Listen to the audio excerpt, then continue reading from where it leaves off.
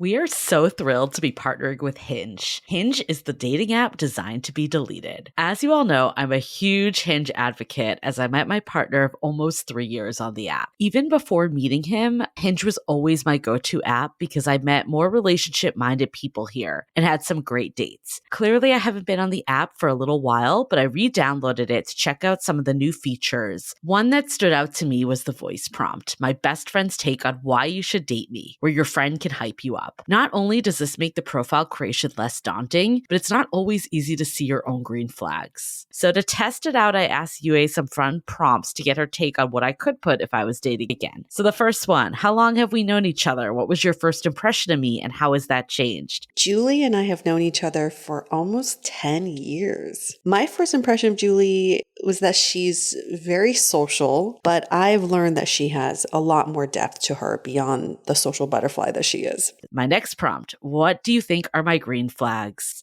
I would say she's deeply loyal. She believes in love, curious mindset, and she is fearlessly ambitious. And then last but not least, what kind of friend am I? Julie is the kind of friend who will always have your back, no matter what. Damn, that feels nice to hear. So download Hinge and try voice prompts today. Then find someone worth deleting the app for. I was so excited to get my shipment from Last Bottle Wines in the mail the other day, full of incredible red wines, all from Napa Valley. I love wine tasting, so having this to my door couldn't be happier. Also, couldn't be more excited that today's episode is brought to you by Last Bottle Wines. If you don't know already, they're a Napa-based online wine shop with a twist. They offer just one handpicked wine per day until it sells out, and they're always at incredible prices. We're talking 30 to 70% off retail. And the best part is that there's no subscriptions, no fees, and no minimum purchase. And I could not be more excited to bring this offer right now because they're having a marathon sale, which is coming up March 28th and 29th. Even better, we're offering Dateable listeners 10% off your first order with code DATEABLE. So if you are a wine lover like me, this is a great time to join. And did I mention that shipping is 100% free? So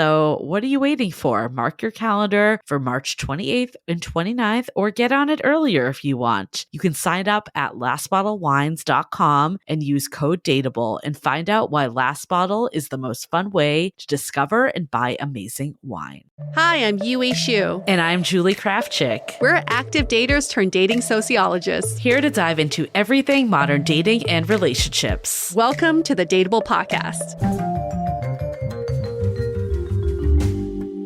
Hi, friends. Welcome back. We are always so happy when we get together in person because it's so rare now. But Julie and I just saw each other last week, and it was like so fun to see each other in person. But we also had the best happy hour, I have to say. Really unexpected. I was just thinking that it feels like it was months ago that I saw you, but it was a week ago. Last week. It was last week. It was just last week. But I want to give a plug to Water Bar in SF because it was my first time there. And anybody who lives there or is visiting, $1.50 oysters from like 3 to 5, right? It used to be $1 inflation, but still, yes, it is a really nice place. And I don't know, it's just I forget time. Like, I mean, obviously I see you on this podcast and we have this, but there is something about just in-person time of just, you know, shooting the shit with your friends and telling stories, catching up. That, you know, it just nurtures me so much. And I realize like how much I need that all the time. I had this realization why virtual is hard sometimes is because when you get on a virtual call, it's mission driven. You're there for a reason. You're there to discuss stuff or to do work. But when you're in person, you can have idle time and shoot the shit. And it's not so like, oh, we have to accomplish something. Yeah.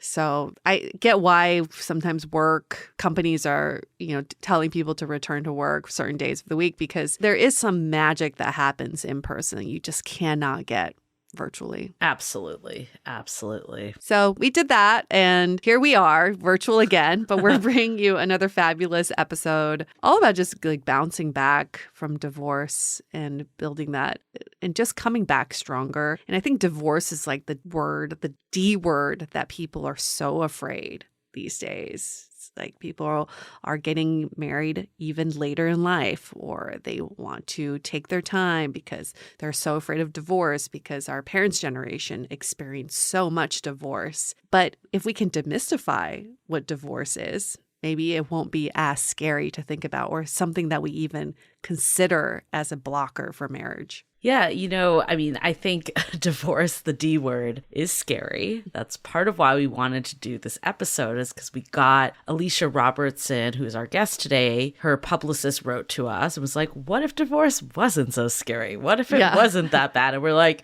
actually, we do want to know that. It's interesting. And it's interesting because we put a poll in our Facebook group, and I think our Facebook group might skew more divorced people than our Instagram, just from other polls we've run in the past. And it was interesting because the majority of people that responded that were divorced, they actually didn't fear divorce. There was actually I think it was 2% of people said, I've been divorced and I'm terrified of it happening again. There was a split between it's the best thing that ever happened to me, it wasn't good nor bad. There was a split there. I think people could see that either way. But what was interesting was the biggest population was 30% of people said they haven't been divorced but fear divorce happening. So I thought it was really fascinating that more people that feared it were actually people that it didn't happen to yet. The people that it actually happened to have come out on the other side and could see that it actually wasn't as bad maybe as they thought. Of course, every situation is different. I don't want to undermine that. And this is just a poll that's showing the pulse of our community. But I did think it was an interesting insight.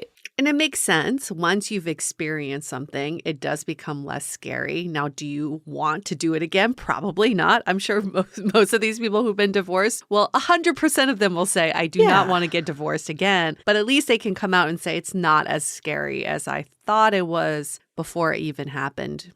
So if we can just demystify these things that are put into society as, just something to be so afraid of, something you want to avoid and prevent, then we can really just focus on our present dating lives and love lives and not fear this future that we haven't even encountered. Right. It's like, I'm still alive. I still have good things going on in my life. Yes. I think a lot of times, romantic love is so idolized in our culture too, that we do forget all the good that's in our lives. Even what we were talking about earlier, just going to happy hour with friends, that is so undervalued, but the connection and the feeling that brings is so valuable too. Yeah, I know. And that was a day of connecting with friends. Julie and I had dinner with our friend Hai Ching, a dear friend of mine that I met in Beijing, and she lives in Bay Area now, giving her a shout out because I know she listens. I know. I was so impressed by her active listening because she is married with a kid, but she was so on top of our episodes. I was like, I don't know how she has time. Love it. I don't know how she full time works full time, has a young kid and all of it, doing life, and still makes time to listen to Dateable. And she says, that's how I get some of my updates about you is through Dateable. But it's so lovely to see her too, because when you don't spend time with a friend, when you have some time away, you forget that shit is happening during that time. And so much has happened in her life, and she's gone through so much as well. So it's just, I can't appreciate having friends enough, and just understanding that everyone has their own shit going on. Everyone has their own shit. But it was so lovely. Julie had a lovely co-working session on Friday, and really great to catch up, and really great to just bring back some of that in-person magic. And we know we have a lot of new listeners, but we used to do this in person. We used to record every episode, my dinky little studio apartment. Our guests would come over. We'd get a bottle of wine. We'd drink a little too much. We were talking about that, how brutal that used to be too, to bring it back. We've come a long way. People don't know the behind the scenes, but maybe people could guess that giving your guests a bottle of wine before recording wasn't a good idea. Took us a little longer to figure that one out. I don't know. We just thought, well, that's the thing, right? We thought it would just be a really fun experience. And it's true. It was like having a little dinner party. You know, you have a guest over, rotating guests over, and just happen to record your conversations. There is something to that. It obviously is not our show today, but it was our show at that time. And listen, those seasons are also worth listening to because it's just different content and then different perspectives on love. Yeah, I mean, I'm really glad that we're going to divorce in this episode because I feel like reflecting back on the past, I mean, we were more looking at our own life circumstances also. I think when we started this, it was very much a hobby. It was very much, okay, we're also in the trenches of dating and don't really know what to do. How do we, learn by talking it out? We did have less experts at the time also, as more just real people. But I'm glad that we're talking about divorce because I think it applies even if you haven't been divorced. Of course, if you have been divorced, I'm sure you'll get a lot of nuggets out of this or be like, oh, yep, I remember this time of my life and look how far I've come. But if you haven't been divorced, I find it really helpful. Like in a serious relationship, it's something that does cross my mind. It's like, what if that does happen? And knowing that like at the end of the day, you can do everything in a relationship. Ultimately, it's you. And that's not to say that you shouldn't get into relationships. Relationships are wonderful. They are our greatest teachers, the connection that's formed for them. But ultimately, you need to build a life that's good for you. So if something was to happen with that partner, you still have that life and your happiness continues. And I think what we've learned in this episode, I won't go into it too much because we'll let Alicia do it, is sometimes when you do get into relationships really early, you don't have that sense of self. So for the people that are like, oh my God, I've been single for so many years, why can't I just have a relationship? Think about like, oh, I've been able to build this sense of self. There's always two sides of everything. Yeah, it's important to reiterate that too, because we tend to normalize this idea of, oh, that my partner is my entire world, or I can't live without this person and this person completes me. It sounds so romantic when they say these things in the movies, but when you think about it realistically, why would you ever allow someone else to become your entire world? Why would you ever have this feeling that you can't live without someone? That is not the way to a sustainable, healthy relationship, especially a healthy way to end anything. That's when divorce becomes so scary and so earth-shattering, is because if you give your entire self to someone, when that ends, you lose your entire self. So I hope we can all hear that message loud and clear, whether you're in a relationship or not, is that you never have to depend on someone to be your entire life, and you never have to give yourself entirely to someone. A relationship is additive. It's not someone to complete you, to make you happy, to make you feel whole. You already do that enough because you are fucking enough. Yes. That's it. Period. Yes. Period. Cool. Shall we go into some announcements?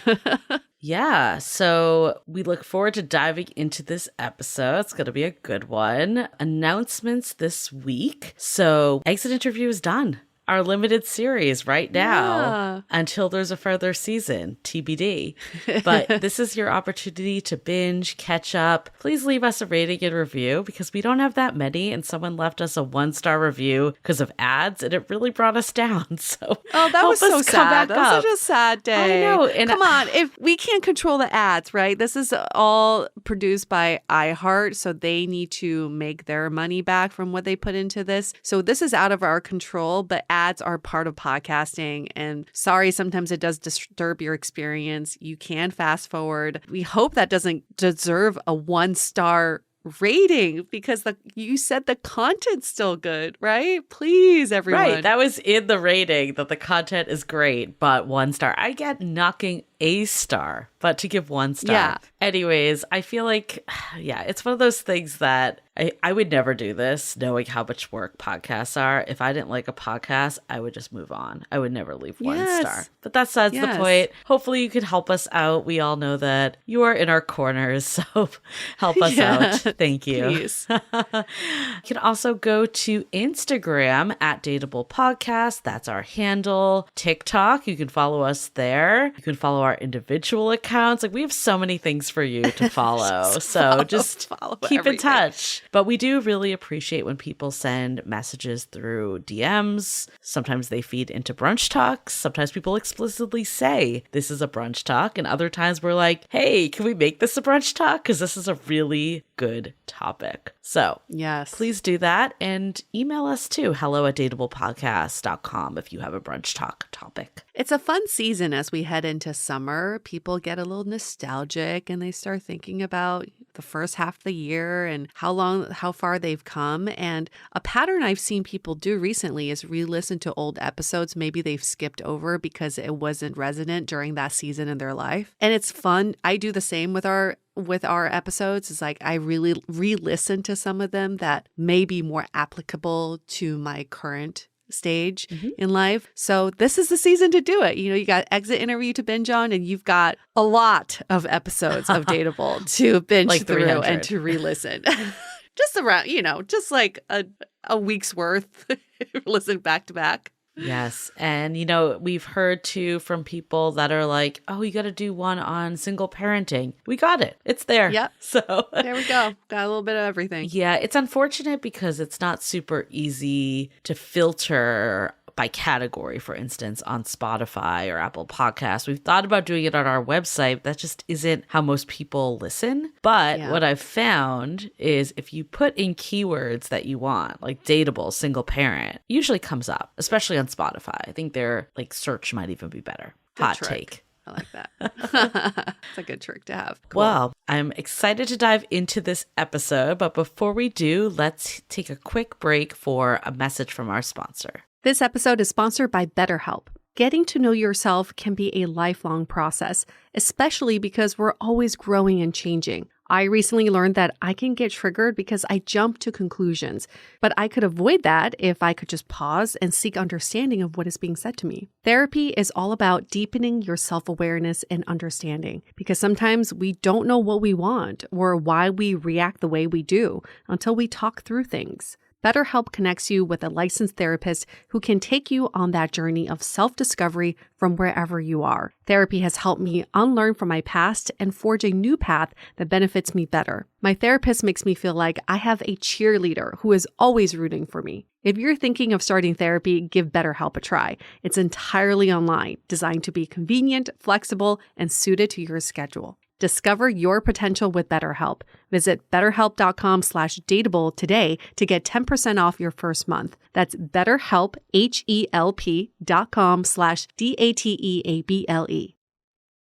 This episode is sponsored by Via. We all know there are things that can help set the mood in the bedroom, but did you know a little THC could also do that? Yes, Via has developed a unique blend of pleasure-enhancing cannabinoids, libido-strengthening herbs, and a low dose of THC all into one mind-blowing gummy called High Love. This gummy, wow, it will awaken your senses, increase blood flow, and intensify any sexual experience. I've been pleasantly surprised by the High Love gummies because it is just the right amount of THC for me to have a good time without feeling sleepy. And hey, if THC is not your thing, Via also offers a wide array of other gummies without it. And everything legally ships in 50 states with discreet packaging directly to your door. So if you're over 21, you can get 15% off and a free pack of award-winning Dreams THC plus CBN sleep gummies with our exclusive code DATEABLE at viahemp.com. That's VIIAHEMP.com. Let the gummies work their magic. Head to viahemp.com and use the code DATEABLE to receive 15% off and one free sample of their Sleepy Dream gummies. That's viahemp.com and use the code DATEABLE at checkout. Take your passion and pleasure to a whole new level with High Love from Via Hemp. This episode is made possible by Armoire. Armoire makes getting dressed easy. With a clothing rental membership from Armoire, build the perfect wardrobe with brands that are high quality, unique, and recommended just for you. All you have to do is take a 5-minute style quiz and select items from your dynamic, personalized closet. The styles show up at your door in as little as 2 days. Then when you're ready for new clothes, just swap them out. Listen, I live in Southern California. There is absolutely no need for puffer coats or any sort of those winter jackets. But when I travel anywhere else in the world in these cold months, I'm often burdened with the task of getting winter clothes. And now with Armoire, I can just rent my winter wardrobe. It's brilliant. Right now, our listeners can give Armoire a try and get up to 50% off their first month. That's up to $125 off. Just visit armoire.style/dateable. That is armoire.style, spelled ARMOIRE.style/DATEABLE to get up to 50% off your first month and never worry about what to wear again. Try Armoire today.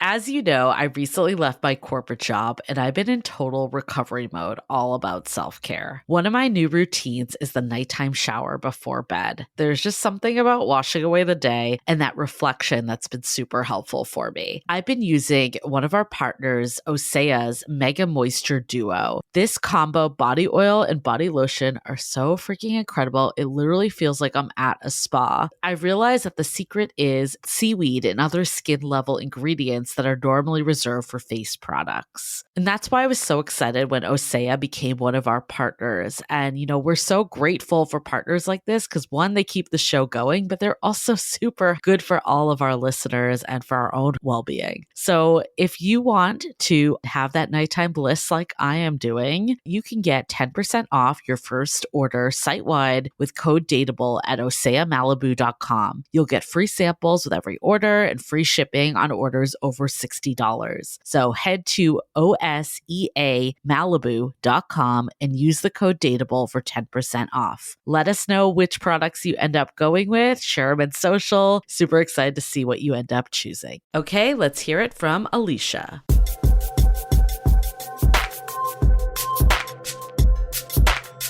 There is a word that people are scared of.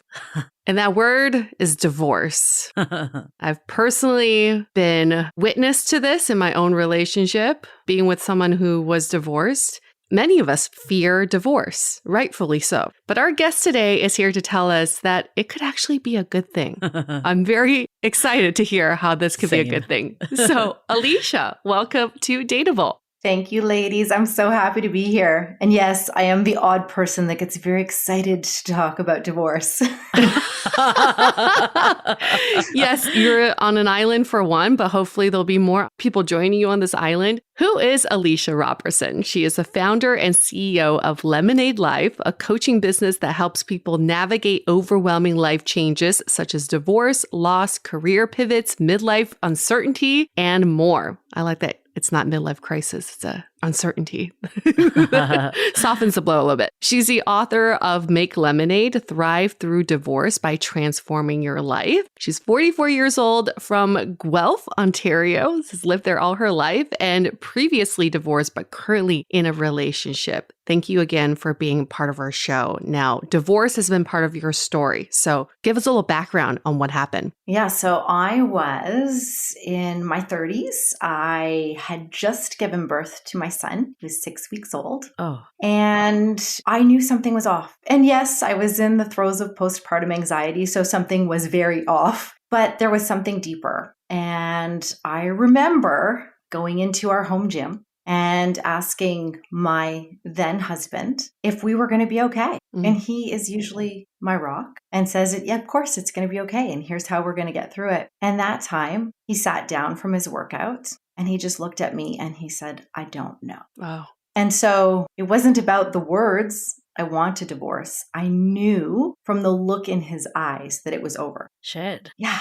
You know what? We were a happy, healthy, thriving couple as far as we could both tell. We were going through all of the relationship ups and downs. We were married in our 20s. We built community and brought together friend groups. We worked in a business together. We had our first child and then our second. And so, of course, it was the roller coaster of marriage. And certainly there were some things to work on, like there always is, but I didn't see anything that was relationship ending. And so I really, really was at a loss when I saw the look in his eyes. And in that moment, I was absolutely thrown into the depths of heartbreak, failure, and shame and despair. And I would have rather stayed on the floor in the fetal position than to have gotten up, to be honest. So at that point, did he say, I want a divorce, or did it come later after that? Later. So we spent, as most people do, the next year really trying to unpack, is this marriage ending? Can we work on this? What can we do? Are we both willing to try? Are we both willing to try with the same amount of effort? With a lot going on with a new little baby. And so we really did. And it was about a year later, it was in the fall. And I remember saying to him, I can feel illness growing in my body. Wow. Continuing to live in this state of limbo and not being able to move forward. And the thing is, with all relationships, we all go through tough seasons, but who can we really share these honest things with? And so I was so isolated and I was struggling with my own mental health and wellness. And the only resources I could find were how to save your marriage. So I didn't and couldn't see or find a path forward that seemed hopeful. I just knew that I couldn't continue to live on eggshells the way we had been living, and that I couldn't see the forest from the trees inside our relationship. And so I said to him, I think this is what we need to do. And it was an interesting time because there's never a right time. So this was October and we were headed into the Christmas season. And I remember saying to him, oh my goodness, we have Christmas. Maybe we'll do it in the new year, right? I mean, we've been this long. We've been this long. We can go for more. And it was actually him. Thank goodness. He's an incredible leader. And he said, you know what? I actually think making a decision to share the news during the most intimate and public times and family spaces is the best decision that we can make for ourselves and our family, so that we can model what it is and how we want people to treat us moving forward. And truthfully, because it wasn't my decision, I had spent a year trying everything. And I was finding a really hard time coming up with the words that didn't feel like a sellout, or that I wasn't being honest, and that were filled with integrity, because we wanted to be a unified front. But my whole world was constructed around the success of marriage, and that marriage is till death do us part, and nothing can be that bad. You work through it. And so I really settled on the fact that, you know what, it actually doesn't matter how we got here and how much we've been suffering and all the work that we've done. What matters is that we share our decision and that we are very clear with how we want people to move forward with us along this journey.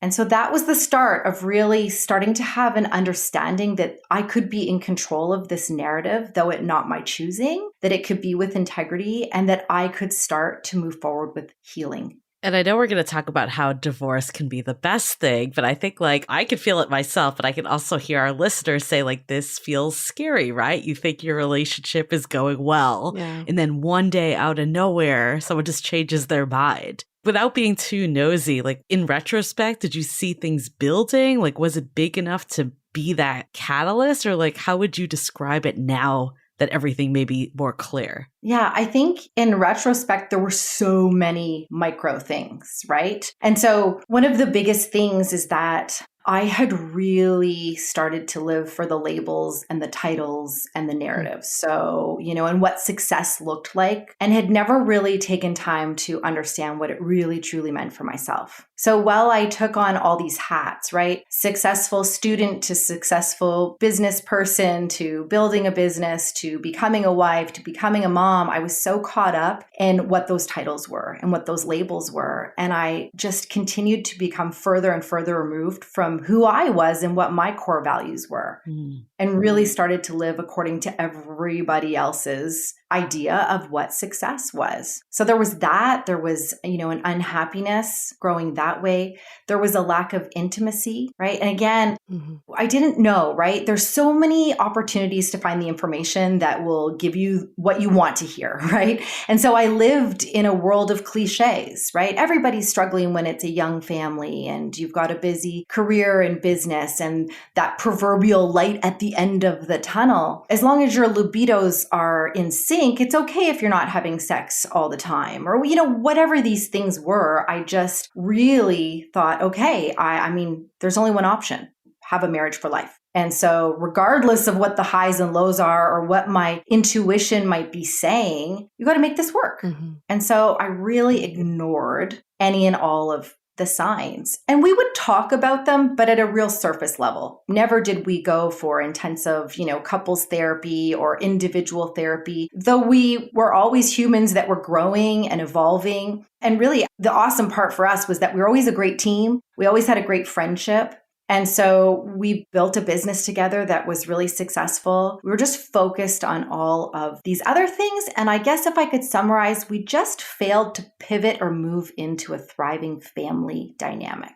And that's part of the fear, right? I mean, we can openly say the future is unpredictable. You never know what's going to happen. You could get married today and say your vows and be in love, and that's the truth for today, but you could grow apart. And that's really not on anybody's fault. It could just be you evolve out of the relationship. So that's still so scary for me to think about. It may not even manifest itself into a divorce, but just the thought of someone you're so close to evolving out of your life. How are you able to process this departure and this grief? So that first year, I was in therapy weekly. So my therapist was my rock. I turned to all kinds of self-care and healing. I really went on a journey from self-acceptance to self-love to prioritizing myself, to start to really understand, who am I?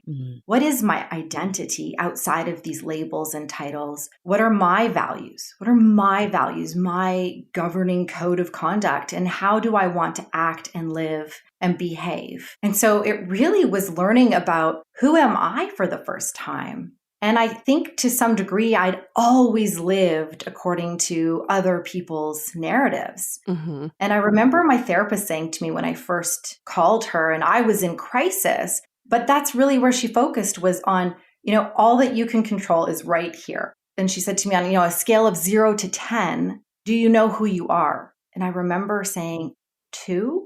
On a scale of 0 to 10, do you know what you want? 2. On a scale of 0 to 10, do you have the courage to go for it? Wow. That was a little higher. It's like, okay, a 5. I know I'm a strong, capable woman.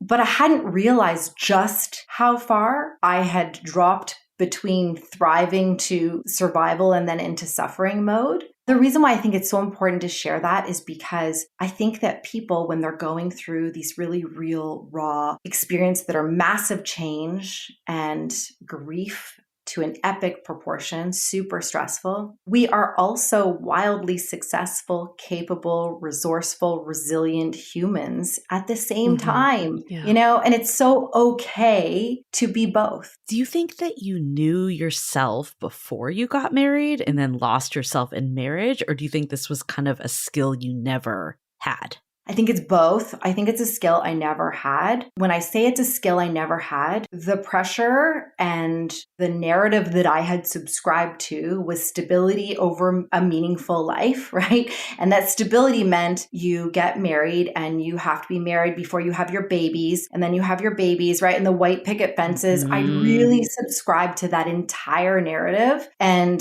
was absolutely in this toxic culture of, well, when you're not feeling great or you're feeling off, it's because you're selfless. I mean, who the heck wants to be selfless? But that was like a badge of honor to me. I'm serving everybody else before myself. So I just don't think, I'm an incredibly sensitive person. I'm an empath. I am a people pleaser. So I think there was this perfect storm as I was growing up to not really have the tools and the skills to, or the courage to unpack what some of these things meant. meant.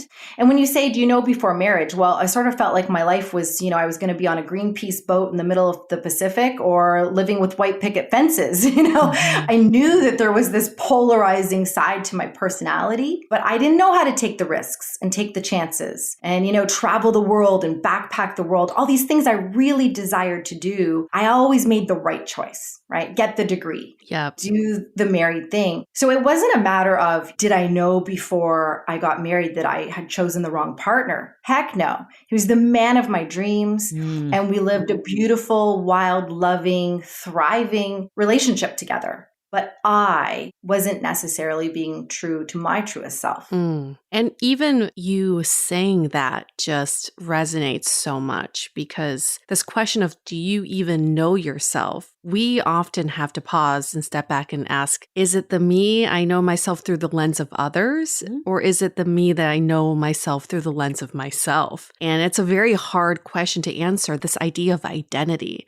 So like I spoke about in the beginning of this, my partner is divorced and he has a lot of divorced friends. And they often say, I would not wish divorce on my worst enemy because it was the hardest thing ever. And I ask, what was so hard? What was the hardest thing for you? And they said it was this link to failure in their identity. They're like, well, in my career, I could be leaving a job, be fired, laid off from a job, but then I bounce back. I have another career. I get another job. Like, it's not a dent in your identity. But in marriage, a divorce stays with you. You are now known as the divorced person who failed a marriage, and they could not come to terms with that. What was the hardest thing for you in dealing with a divorce? Yeah, honestly, it takes me back when you say that. I remember the moment we were having the conversation, deciding that we were going to proceed with separation. And this is so layered, right? Basically, we're going to share our dirty little secret with the world. And I was so worried about what people would think and all the questions I would have. And I remember my former partner looking at me and just saying, I can't believe that's what you're worried about when our relationship is ending. But at that point in time, with as little fortitude as I had, I was so worried about being not enough, being a failure, the shame. I was so worried about my children coming from a broken home. I was so worried. I had young babies and I thought, how am I going to still co-parent and have to coexist with this person? When you're younger and you don't have children, this is kind of a bit easier in my way of thinking. It was like, I'll just never have to see you again. Right. And I knew that, I knew this isn't something that is just going to go away. And I'm sure that was also some of it, for the first time in my life, amongst all of these things that were crashing down, I wasn't going to be able to avoid this or find some other superficial thing to focus and fixate on. This was going to be a lot of work, a lot of intention, and a lot of healing. And I knew this was going to be a big process. Why do you think, though? Because I hear what you're saying, Yue, because I've heard a lot of people say this too. And there's this fear, even if you're not divorced, but like moving into next stages of relationship, like what if I get divorced? But my take would be like, isn't just not even trying or like being fearful of that failure worse? But I think some people justify that actually it is worse to try and fail. Like, why do you think there is that mentality? So some of my clients are contemplating divorce. Others are in separation and have made the decision themselves. And others are in separation and it has not been their decision. And I can tell you with all of my clients that are in contemplation, it's exactly what you're talking about, Julie. It's all this toing and froing of what if? Right now, I know what's comfortable and good or bad or sometimes good or sometimes bad. Even those that are in generational cycles of trauma and abuse and addiction and mental health, they themselves still are weighing these options to go, but this is what I know. And this has my family in one house and home, and I'm able to continue to care for them how I know to do it. And the thought of uncoupling everything is daunting. And I can tell you first, will I be okay? And then it goes to finances, right? Can I even sustain the lifestyle I have? How will I rebuild a future at this stage in life if I am behind financially or have never been in the workforce or came out of the workforce? And then the children. Are my children going to be okay? And so the unfortunate thing is that we don't ever have these answers, right? This is the thing with breakup and end of relationships. We start to have these rose-colored glasses on, and we forget that relationships are hard, that there's always an incredible amount of compromise, Right. that change, crisis, and challenge are constant. So we're already dealing with so much tough stuff, and looking at ending a relationship for so many layers and so many reasons seems like it is going to be that much worse. When in fact, we are really equipped to be able to get out of our comfort zones, right? And learn and heal and grow and have a positive attitude about it and create our reality. Yeah, I was going to ask, because obviously this is how you can actually thrive after divorce. Let's get to the thriving. I definitely, because I guess the alternative is I hear you with like, this is difficult. There's the risk of having to uncouple. But like, what's the alternative? It's just not trying at all and not ever being in love and ever being in relationships. Like, how do you start to still be able to take the risks knowing that this could happen and not be as fearful of divorce? Because right now it sounds a little scary, to be honest. Well, and I think I could be the cautionary tale that when you don't deal with it, it's going to definitely result in the end of your partnership. And that was my case. And if you choose to deal with it, you got a shot. Maybe you both will rise to the occasion. Maybe you won't. I've had many clients who have reconciled, but it's not until we can actually communicate with transparency and inclusivity and honesty that we can actually get somewhere. And I will have a lot of clients who will be in therapy, but therapy towards divorce, which is a really challenging experience, right? And to my way of thinking, if you're not speaking your truth, you're really doing a disservice to someone that you really care about and that you really love and honor. And if you care about your family, then I think that it is worth speaking the truth and taking the chances and taking the risks, even if it ends in divorce. And let's just back up one more step there, because I also want to echo what Julie's asking. We see that the fear of divorce paralyzes people from taking that next step of commitment. I see it with a lot of my friends and the people around me. They'll say, well, I don't want to get married because I don't want to get divorced, so I'm not even going to try to take that step. How do people still accept their truth of having that fear, because we all have that fear, but still take that leap of faith into commitment and love? It's interesting how you said that, Yue, because divorce is a little bit on the decline for some of what you just said. A lot of people are choosing alternate types of relationships, not the, religious matrimonial marriage that we're talking about, right? There's cohabitation and there's all kinds of common law and what's the one, together apart, right? So you're together but living apart. So there's so many different choices people are making. I would say that a healthy, thriving relationship is still built on communication, transparency, honesty, and making sure that your lifestyle choices are compatible. So I would say there's vulnerability and risk in any relationship. I don't think that marriage and divorce is the be all and end all. Breaking up is really hard, regardless of the relationship that you have. So let's say you want to you're fearful, right? Or you are someone that's been divorced.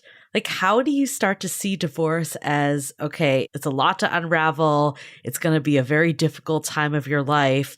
But how do you start to see this as something that could be a good thing for you, like you were able to see? First and foremost, when I'm working with people, is that positive attitude, to be able to look at things with a positive lens, a growth mindset. There's opportunity for healing, for learning, and for evolution, mindfulness, an extreme amount of self-care, to be able to really prioritize yourself and to really be able to have that positive lift of energy and the confidence that really is coming from within. And when you start to really focus on yourself and really start to understand and create a life that matters to you, then you're able to start to really communicate effectively for how you want this to look. And so for me, the actual work that I do with so many clients is about self-worth, healthy boundaries, communication strategies, and confidence. So if truly, first and foremost, we understand who am I, what do I want, and here's the boundaries that I need to establish for myself to have a healthy, thriving relationship with any person in my life. And then here's how I'm going to communicate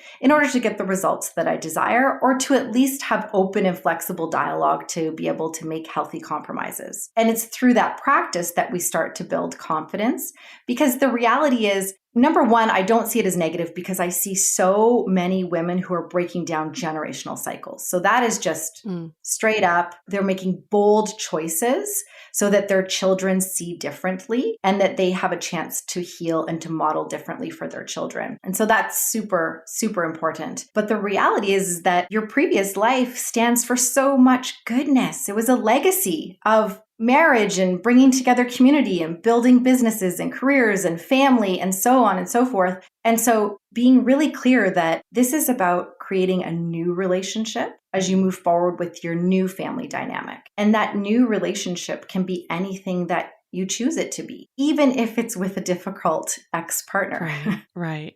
There is this risk of fear of divorce black hole. And it goes something like this. It's two people really need to work and try their best to be in a healthy, sustainable relationship.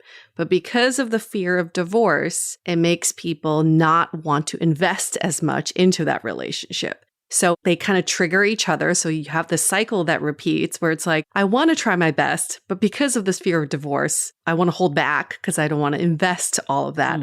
I don't want to invest myself into this relationship. How can people break out of this cycle where there's just absolute inaction at that point? For me, that is still about focusing on everything that you can control. So if you are with someone who is making poor choices and not showing up to do the work that's needed to be able to be aligned on values in your partnership, have similar goals, have compatible lifestyle choices, to be able to model healthy intimacy for your family, if you're not aligned there and you have another person or one person or both that are defaulting on any of those levels, either with choices, actions, behaviors, or not willing to work on it, for me, now, from the other side, I would say I don't make excuses for people's behaviors.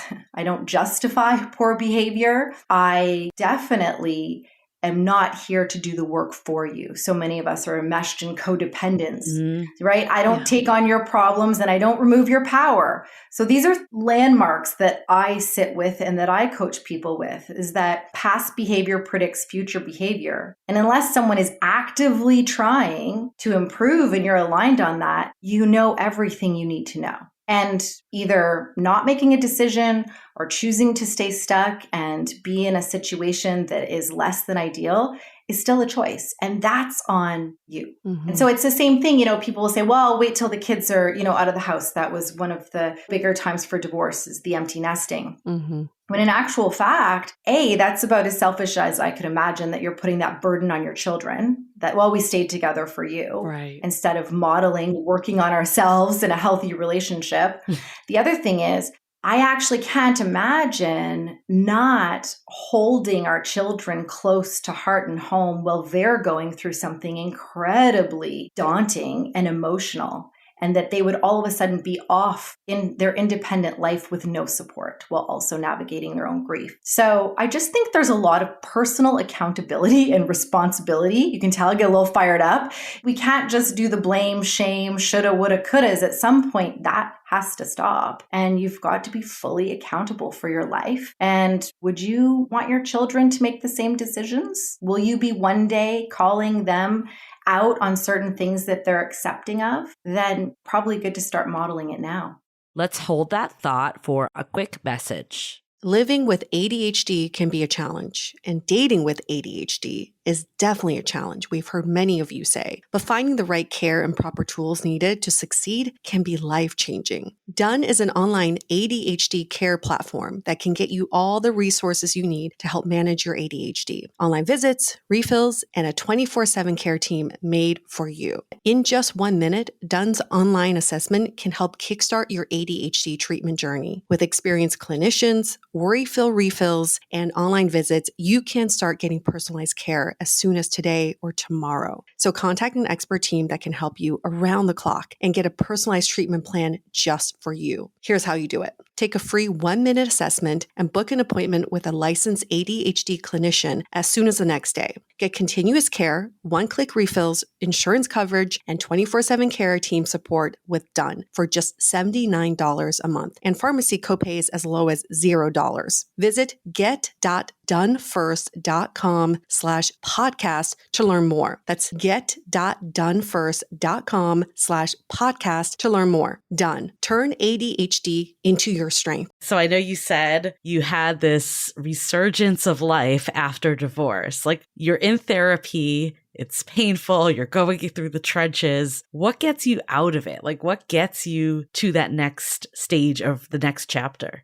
So many things. In the beginning, when you're grieving and you're going through massive change and crisis, self-care needs to be super accessible, right? So going to the gym 3 times a week, that is not happening. You're happy if you got out of bed.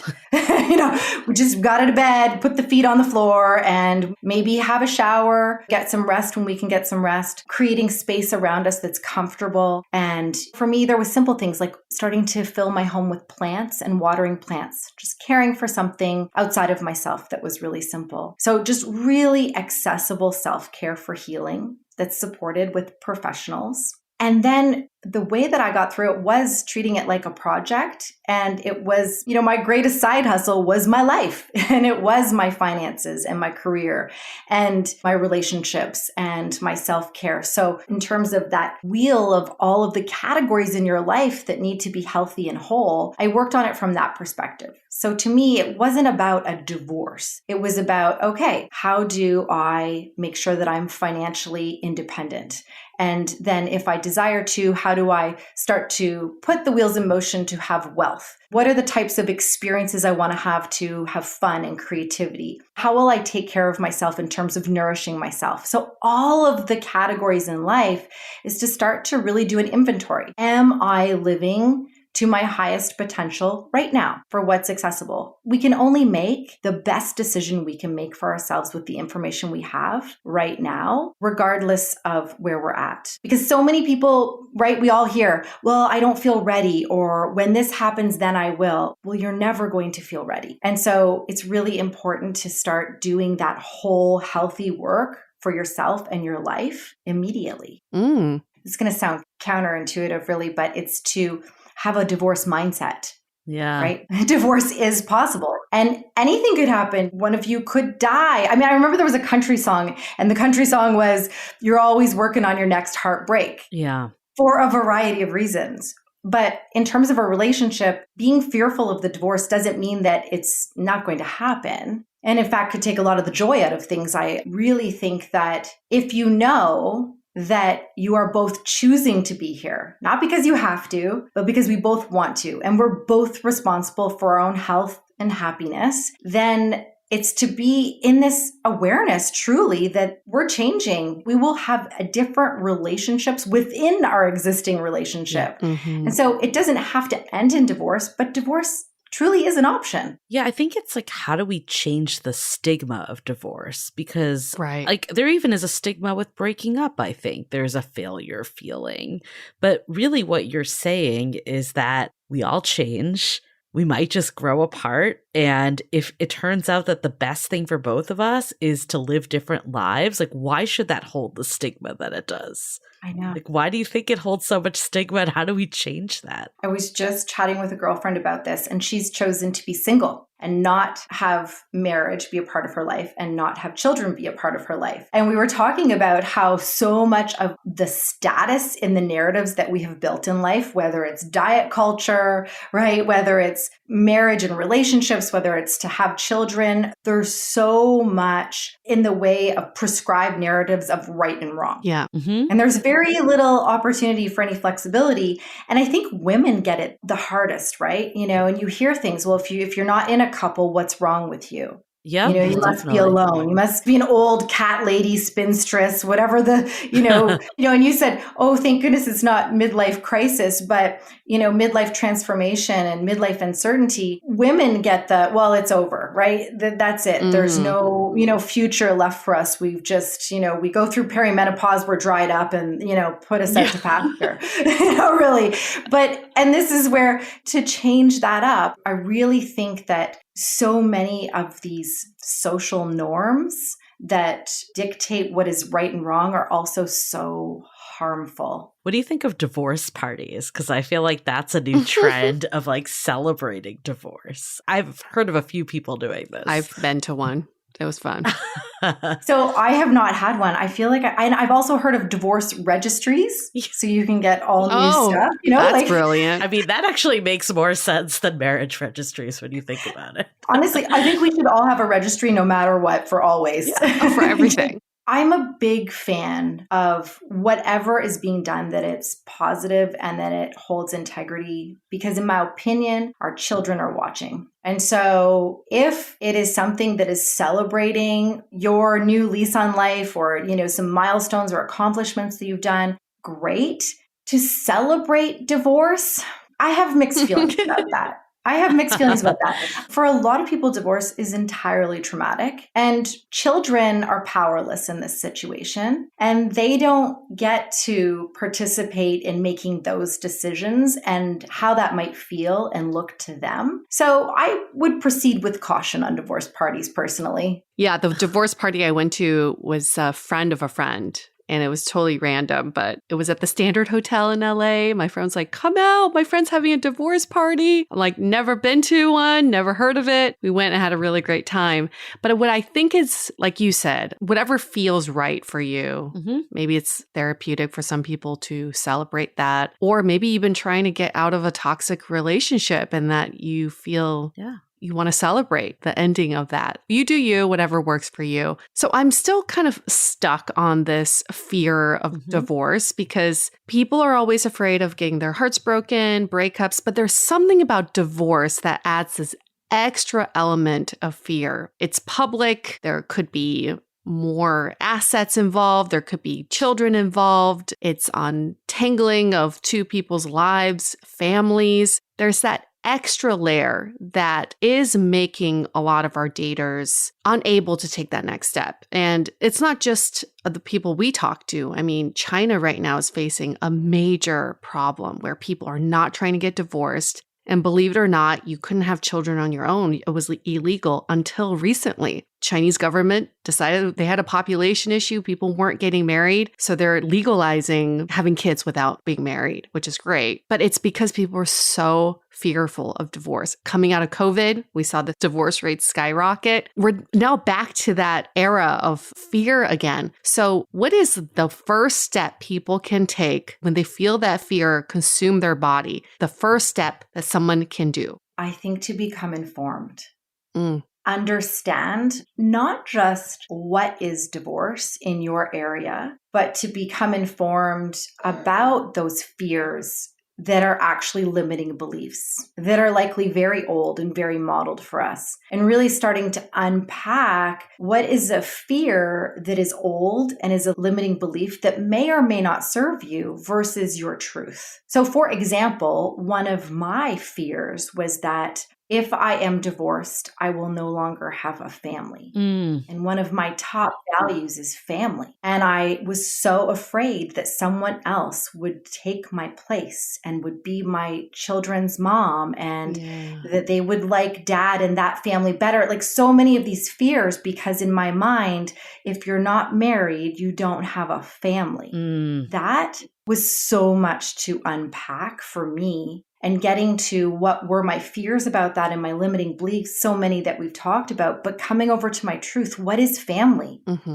Family is connection, experiences, love, unconditional support, all of these things that I can describe to you. And I can tell you, family is not just blood, it's chosen family. Right. I was able to go from, again, having a real understanding of information that is both emotional and logistical, because really, until we can understand what is in front of us, will be filled with anxiety, filled with it. The more that we can become prepared and have a plan, even if it's just a plan that here's how I'm going to start to unpack what it is that are my fears, that reduces anxiety. Fears, what I often say is there's old and then there's new. So fears that are old come up from generations and generations. That's a beautiful place in therapy and right to have some really deep conversations and really to get to some grassroots healing and perspective with some strategies. Where coaching and life coaches really support is kind of on the new. Right?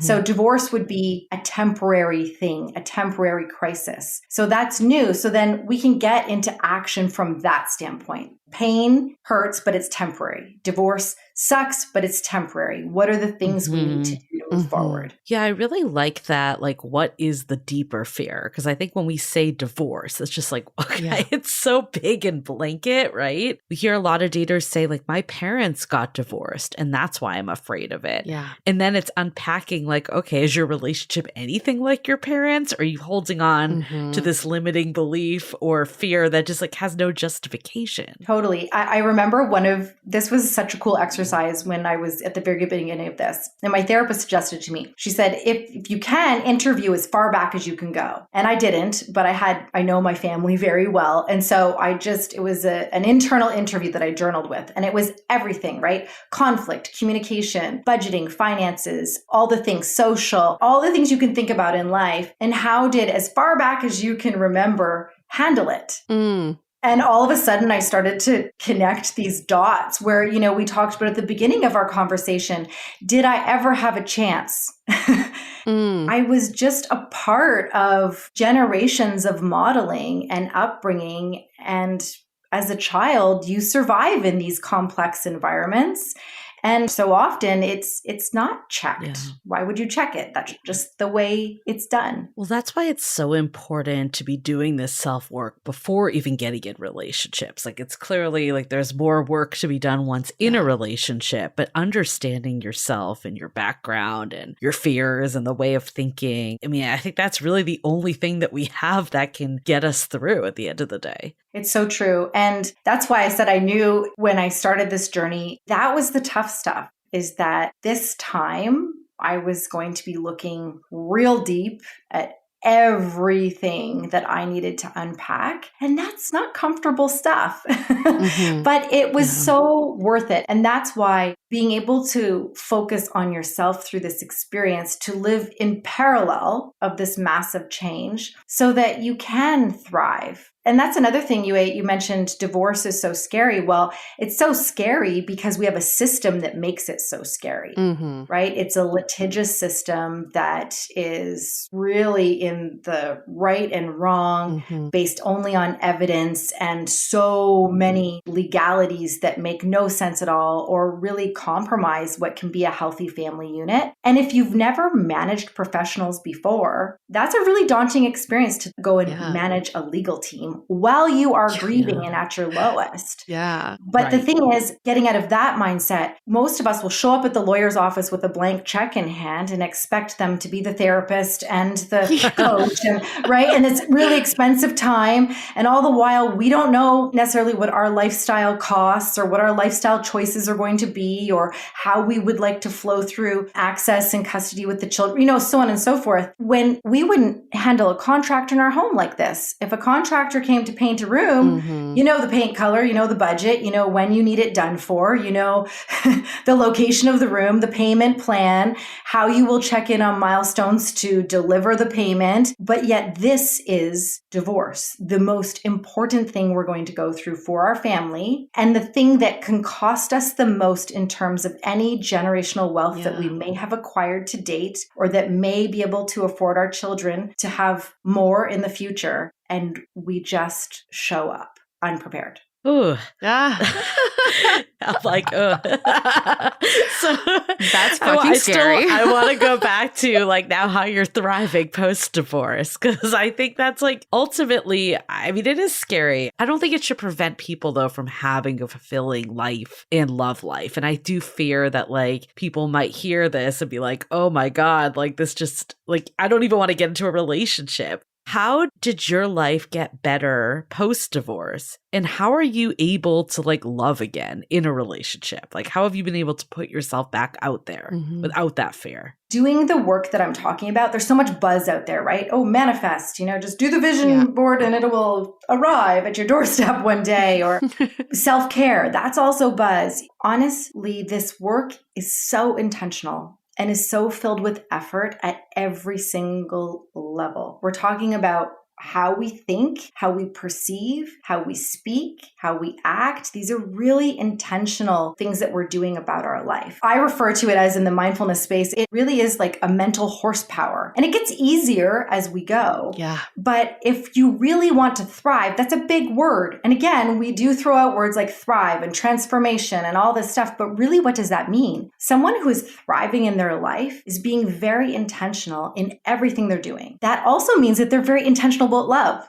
If you're willing to be very intentional about love, that means that you're going to have the information, have the resources, build the skills, be around other people that are modeling the love that you desire to have. It's having an understanding that if you want love, it's important to give love and to practice that. And that love is abundant. I mean, truly, love is within. That was another thing in terms of dating, this unpacking that I need someone to love me, right? So if they don't love me, will they leave me? Right. So for example, when I was practicing, so I was one of those people who lived fast and furious in dating, like the love bombing, and it had to be exciting, and it had to be, all the butterflies. And I was 2 years on my own, really working through what is healthy love and what is healthy relationships. I really was doing all of that work, but the most important thing that I know is that all that I can control is myself, and that I can't control whether another person loves me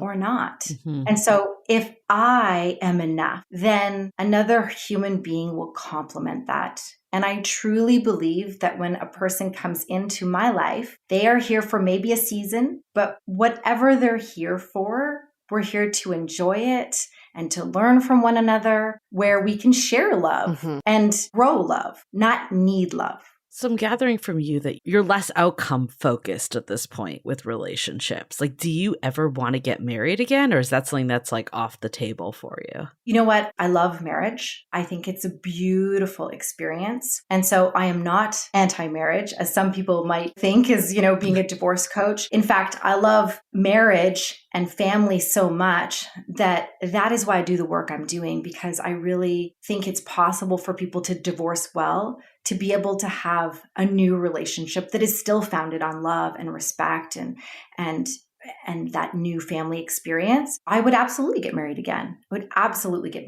Right now, though, so I'm coming up on 3 years with my partner, and we still have decided to live apart, although we're together. So we've decided not to blend our families in the home environment.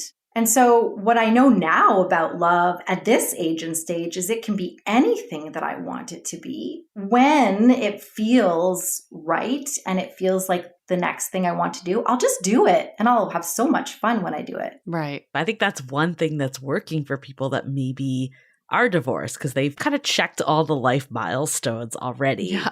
What about the people like you and I are in this position that like we're not married yet, we don't have kids? How do you be less attached to the outcome, but still like try to bring your life in a certain direction? I think for me, it really is about being focused on the things that matter, so that you can take the opinions and the judgment and all these sneaky fears that come up. So what that is to say is that, so for me, I know exactly who I am, right? I know my values. I know how I want to live and how I want to get there. I also know really clearly what my values are in partnership, and what are the qualities of a person that matter the most to me. And so when then you're with someone who is checking all of those boxes, right? And you have the same goals and you have compatible lifestyle and healthy intimacy, I truly believe it is about enjoying the ride. I really think the more that you focus on outcomes, maybe the outcome you get, right? Yeah. So it's important to focus on the right outcome, if you will. And I think that It's how it makes you feel. Are you doing the things that you desire to do? Are you doing the things that draw you closer to what you want as a couple? Are you living in that space, not the fear-based space? Because again, we honestly just cannot control any of the outcomes. And I find that with anyone that I work with that is so focused on the negative outcome, it ends up bringing negative results. I can see that. It's like a self-fulfilling prophecy. We say that all the It time. is. Yeah. When you talk about, healthy relationships, I had to practice asking for what I need. So I remember when I first got into the dating world, I would not give so freely, right? Because I'm a caregiver and a recovering codependent and, all the things. So I had to practice stating who I am and what I want, and then practice asking for it and making sure that there was full reciprocity there. So for every one action that I would do, I would expect two in return. And so it was a real slow and steady process of practicing. And I still practice. I still fall off and I still come back, every time I come back at a bit of a higher rung. And guess what? It's still so scary. Of course, we're all human. I don't want to go through heartbreak again. Nobody does. Even though I've arguably gone through the worst heartbreak, I think it still, to some degree, would feel as painful. It's heartbreak. Right. The first time around, it had my family component to it. Yeah. But it doesn't mean that these are not loves of my life. I guess that's what I've come to realize too, is that I've now had 3 significant loves in my life and they're beautiful. Yeah. Yeah. I think this conversation, what I'm really taking away from it, like the big takeaway I have is you are the one constant in your life after all. So with divorce, I think the way that you were able to really thrive is that it gave you the opportunity to know yourself and to really hone in on your own needs and wants and build the life that works for you, Alicia, as an individual, not as a wife, not as a mother, not as whatever other label. And I think whether you're divorced or you're single or you're in a relationship, staying true to yourself and making sure that you're carving out your time, not saying that you're doing that so you can prepare for the worst if your relationship ends, for instance, but because you don't lose yourself. So while you don't want your relationship to end, there is a chance. I think this preparing for the worst, we had an episode with Dr. Gladys Otto also about breakups in grief. And she talked about this too, of kind of visualizing the breakup before it happens. Yeah. And it sounds very counterintuitive, but I think for me, it actually is super helpful because it is an anxiety. It is a fear. So if you can think about like, okay, this could happen.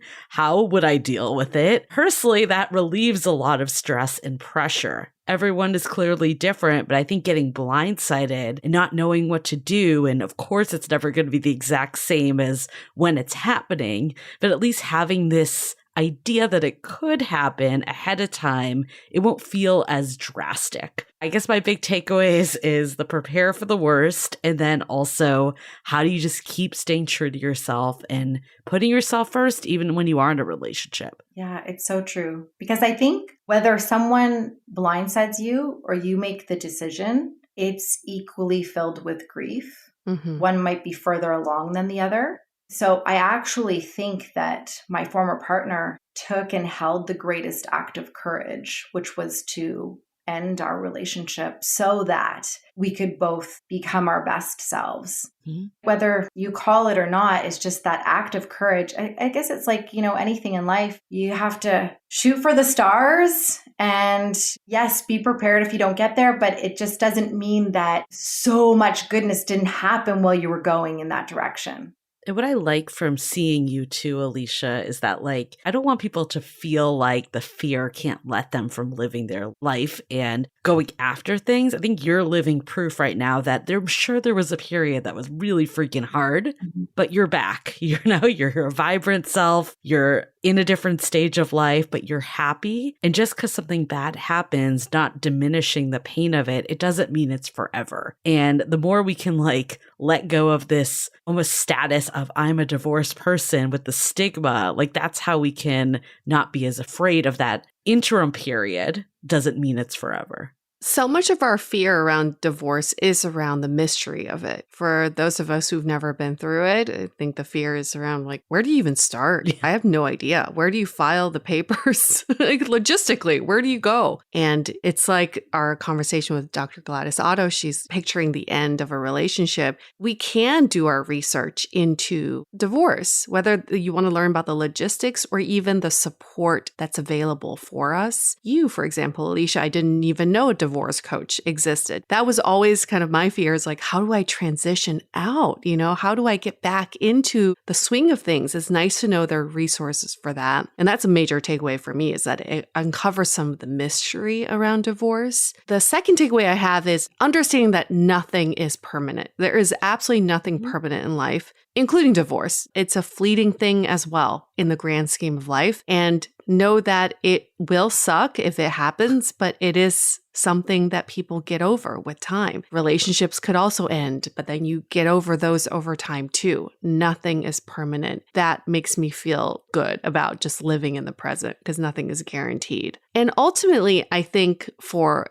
all of us to think about the fear of divorce, the ending of relationships or failure in relationships, it's a very natural thing. I think it is totally valid for us to feel that way. But also in a healthy, communicative relationship, you are doing your best to be in that relationship, to choose to be in that relationship. So if someone blindsides you with a divorce or wanting to leave, it means that you were not communicating. You were not fitted for each other. So that's one. And two, if you are trying your best and you decide that you still are wanting to evolve out of that relationship, you did your best. Right. We can always say, I tried my best. And that is not failure. That is success in every sense of the word. So I hope that destigmatizes divorce as well, because hopefully you only reach divorce when you've tried your best in a relationship. It's so true. I love that you said that, because so often I'm holding space with people that feel like they have to have all the boxes checked in terms of why did I call it, or why is the relationship ending? And they on the defensive, right? Well, we tried this and we did this and there was this and there was that and there was all this list. And sometimes it's just time. Yeah. And sometimes it's too little too late. And sometimes it's just the decision you're making. And I find so many of us stay stuck in really unhealthy situations because we feel like we have to provide some checklist of, we're trying to deal with our guilt, right? Our guilt and our pain. We're trying to not be the ones that hold all the blame and the shame. It comes from very natural big feelings, but at the end of the day, again, those are just fears that are feeding into some other limiting beliefs that it's okay if you just are ready for a change. We tried our best. We're all trying our best. And I think for people that aren't there yet, let's say there's nothing bad in the relationship, it's just this fear because of the general fear of divorce, or their parents got divorced, or they got divorced in the past, but for all intents and purposes, their relationship is good. I think the biggest failure is just not trying, right? Yeah. And getting overcome by this fear. And then for the people that are in something that's not good, the biggest failure is just not doing anything either. So the inaction is actually worse than the action, whether that's taking the risk and the leap or saying, okay, this isn't working.